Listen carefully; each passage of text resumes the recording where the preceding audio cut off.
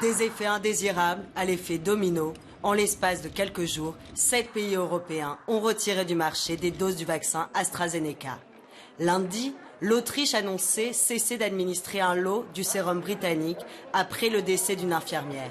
La quadragénaire est morte à la suite de graves troubles de coagulation apparus peu après l'injection. L'Estonie, la Lituanie, la Lettonie et le Luxembourg l'ont suivi dans cette décision. Et l'Italie vient de faire de même en interdisant le lot en question. Ce jeudi, le Danemark et l'Islande, puis la Norvège, sont allés encore plus loin en suspendant complètement l'utilisation du vaccin britannique. Décision prise après avoir aussi constaté la formation de caillots sanguins chez des personnes vaccinées. La population danoise salue ce choix. En fin de compte, c'est probablement la bonne chose à faire s'ils soupçonnent que quelqu'un tombe malade ou même en meurt. Alors c'est probablement la décision la plus sûre. Je me sens parfaitement en sécurité. Je pense qu'ils ont fait ce qu'il fallait lorsqu'ils ont découvert que le vaccin n'allait pas bien. Ils doivent le rendre public pour que nous puissions tous nous en occuper et nous sentir plus en sécurité. Des réactions en chaîne qui poussent les autorités du Royaume-Uni à prendre la parole publiquement. En ce qui concerne AstraZeneca, je suis conscient de la situation ici. Nous avons effectué tous les tests réglementaires au Royaume-Uni.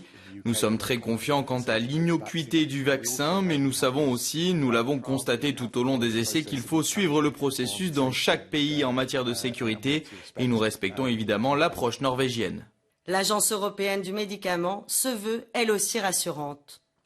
Les informations disponibles à ce jour indiquent que le nombre de thromboembolies chez les personnes vaccinées n'est pas supérieur à celui observé sur l'ensemble de la population.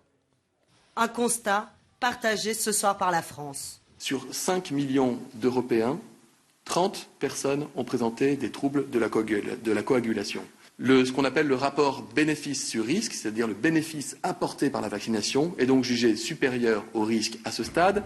À son arrivée sur le marché, le vaccin AstraZeneca s'est présenté à tous les pays européens comme un moyen d'accélérer les campagnes de vaccination, en réunissant deux qualités, peu coûteux et pouvant se conserver facilement, à la différence des vaccins Moderna et Pfizer. Des caractéristiques qui ont parfois fait oublier l'un de ses défauts, une efficacité évaluée à seulement 70% contre plus de 90% pour ses concurrents. Des limites auxquelles viennent s'ajouter plusieurs critiques sur les délais de livraison, émises notamment par la présidente de la Commission européenne en personne. Face à l'arrivée du vaccin Johnson & Johnson, validé ce jeudi par Bruxelles, les 27 pourraient d'autant plus être tentés de revoir leur contrat avec la firme britannique.